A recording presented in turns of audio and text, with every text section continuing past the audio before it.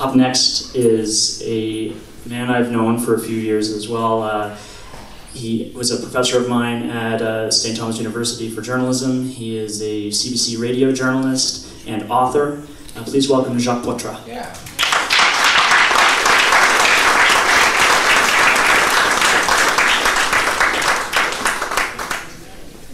Hi. My story is also about a journey. In 2000, when I was laid off by the Telegraph Journal, I decided to go on a backpacking trip to the Islamic Republic of Iran. And this was not a popular decision with my family or my fiance, who felt that there was some risk involved. I, however, had this proclivity to travel to places that were different than what I knew. And so I applied for a visa, booked a ticket, and I went to Iran. And I had read that, in fact, despite the political tensions between Iran and the US and Iran and the West and what had happened in previous history, that the people there were incredibly friendly, and it was a fascinating place to visit. And indeed it was. There's, 2,500-year-old ruins from the Persian Empire and incredible mosques from the 15th century that are as huge and impressive as any cathedral you'd find in Europe. And the people were incredibly friendly. There's very few foreign tourists in Iran that year. I think about 5,000. I eventually looked it up. And everyone was fascinated by visiting Westerners. People would come up on the street, particularly young people, and they would ask, "Where are you from? What do you think of our country?" And they just wanted the contact with the outside world that they were being deprived of by their political system. So I traveled around for 2.5 weeks, and at the time there was a president in office who was relatively reformist, and things were loosening up just a little. You know, of course, that in Iran, under the Islamic law that's in effect there, women have to wear the chador and cover themselves. And it's not like the burqa that you would see in Afghanistan, which is the opening for the eyes. The face is allowed to be exposed.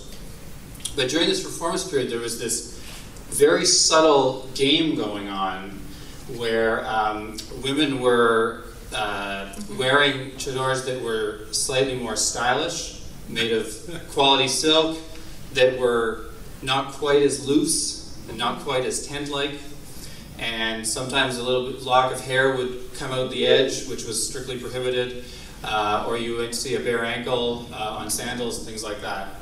And so it was just interesting for me as someone who is interested in politics to see these little attempts to push the boundaries and claim a little bit more freedom. So anyway, it was a fascinating experience. About 7 days in, I arrived in this city called Isfahan in central Iran, and it is some people call it the Paris of the desert. It's this beautiful, lush city. It's very green. There's a river that is dry about 8 months of the year, but flows about 4 months of the year, including while I was there. And these massive, brightly colored, tiled mosques in this sort of aquamarine blue. It's just an amazing city, and they have these traditional Islamic architecture bridges across the river. There's several of them, and they have those arches like this, and in some of them, in the middle, there's sort of like a structure, and inside is a tea house. And perhaps because alcohol is banned under Islamic law, Iranians really seem to enjoy their tea and their sweets, and it seems to be something that they can get pleasure from that's material and consumable that seems to take the place maybe of some other things. So there are these tea houses in the middle. So I was walking down the riverbank, and I could hear, I heard these voices saying, "Hello, hello, what is your country, what is your country?" Which is what the Iranians would always say as a greeting everywhere I went. And so I looked out, and on this, it's kind of hard to explain, but in this central part of the bridge, it's like a pier, so the base goes down into the water, built on the surface, underneath the surface, was this tea house. And there were 4 girls, like schoolgirls, like high school age, sitting on the outer ledge, so just above the current of the river, which was rushing through all the piers. There's probably about 20 of these arches, the whole length of the bridge. The river's about the same width as the St. John River is here. And they were having a tea in their little suites. And so they were saying, you know, come over and say hi to us. So I went out on the bridge and down these steps and onto this ledge. And I said hello and all this, and careful not to shake hands, because even shaking hands, any physical touching is prohibited under the law. And you know, all the guidebooks would warn you that there would be the religious police would be around somewhere, sort of not in disguise, but sort of blending in, and were always watching for anything that violated the laws. So anyway, I sort of sat down carefully and was chatting a bit. They spoke English fairly well. I had met some school boys and girls on a tour of these ruins the week before, and had my picture taken with them, and but careful not to touch, and all that. So we started talking. So I said, "Oh, can I take your photo?" And there were 4 of them, and so I got the camera, took a picture, then handed the camera to one of the girls, and she took a picture of me with the other 3 girls who were sitting on the edge of the, right by the current, and the river's running by. And so then I put the, and this was the old roll film camera, you know, some of you, Dave Cadogan and others, will remember the little canisters of actual film in them, little plastic snap it shut things. So I had 2 rolls I'd already shot. I had one that was in the camera, put the camera in the bag, put the bag behind me, I set it down, except I sort of miscalculated because I wasn't looking, and the camera goes in the river. Sploosh. I didn't even notice, except one of the girls screams something in Persian and points, and I look and I see the camera bobbing along the current. So I'm thinking, I've lost all these fabulous photos I've taken. This record of my trip, which is not the important thing, but it's something. 7 years earlier, I'd been living in Eastern Europe. I left that camera that I had then on a train in Berlin, so this is a pattern with me. It's like I'm willing myself to not have photographic records of my travels. So. Anyway, so there's this sort of moment where you sort of you feel that your shoulders sink. But then the girls start talking really fast, and they're pointing.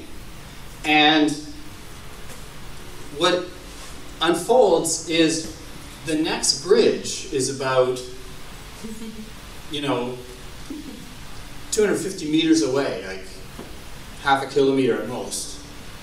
And it also has these pillars, these arches and these ledges where people sit. And so we're going to run to the next bridge, climb down on the next ledge down there, and scoop the camera out of the current. That's the plan. And this explained to me in about 10 seconds in broken English. So we take off running. 2 of the girls are on this bank of the river, because we're in the middle of the bridge, so we run like boom. And I'm on this side of the river with these 2 other. So like I'm running down the river, and there's these 2 teenage girls with their black chadors like flowing in the wind, And I look across the other riverbank, and there's 2 other girls, and their chadors are flapping in the wind. And the other thing about Iranians is they love to go like picnic. It's a big thing. And so there's sort of park-like area along the river, and there's all these like dozens and dozens, like every 10 or 15 feet, there's like a big spread out carpet or towel with like a family of like 6 or 7 Iranians, and they're sitting there eating their pistachios or whatever, and they're looking at this and trying to figure it out. And the girls are yelling at them, and I take it to be the conversation is something like, who's this crazy American guy running with you?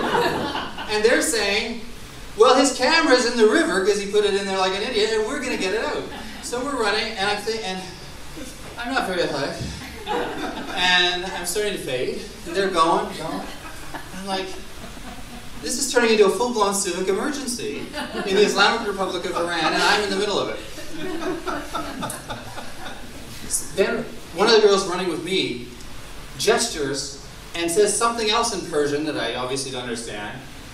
And there's a guy who's gone into the river.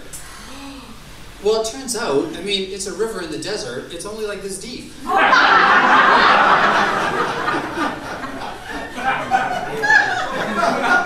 this guy is like sloshing out.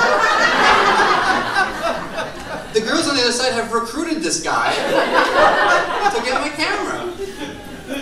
These are very nice people.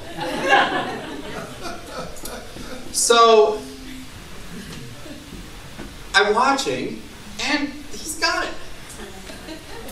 So we go to by this point we're like 3/4 of the way to the next bridge. I'm out of breath. So we go up on that bridge, we cross to the other side, because he's closer to that bank where the others are. And get there, and it's like dripping soaked, right? And then you have to remember another part of Iranian culture is the bazaar, the negotiations, like if you're buying a carpet. And he wants 20,000 rials for the camera, which is only like $4 or $5, which I'm totally willing to pay. I mean, the currency there is very devalued. So, you know, I flew across the country in a domestic flight on the domestic airline for like $20 because the prices are very depressed because the economy is very bad because of sanctions and other things. So he wants 20,000 rials, which I'm willing to pay for my photos if they've survived. But the other thing is, when you travel a lot, one of the things you sort of develop is that thick skin about this stuff. Like, you don't want to get ripped off by the cab drivers and all that stuff, so you learn to bargain like a local. But I don't have to do this because immediately the 4 teenage girls begin yelling at him, waving their fingers in his face. And at this point I'm imagining they're saying, this guy is a guest here, and how dare you treat him this way, and you should be nice to him. And so eventually they haggle him down to like 1,000 rials, which is like, I don't know, a quarter or something. So I hand it over. He hands me the thing, I open it, the camera's like, there's water like running out of the camera, but the 2 canisters are okay. I pop them open and I've got 2 rolls of film, so the rescue was mostly a success. And then this other guy comes up to me and he drives me around town to 3 camera places to see if anyone can salvage the roll in the camera. Of course they can't, it's ruined, but that's okay, I got most of my photos. And then he takes me around and shows me all kinds of other places in Isfahan that tourists don't see, like this incredible Eastern Orthodox Christian cathedral with, you know, like it's a Christian cathedral with Persian architecture, but with a big giant mural of the Last Supper, which was kind of trippy. Wow. And so that was it. So I, you know, my camera was lost and is permanently lost, but the photos were saved, and I still have the record of the trip, although unfortunately not the photographs of those girls, because that was the roll in the camera. But I think about them a lot, and whenever I read about world events and diplomatic tensions, I think of those girls, and I ask myself, do they ever tell the story of the crazy Canadian guy whose camera they saved? I really hope they do. Thank you.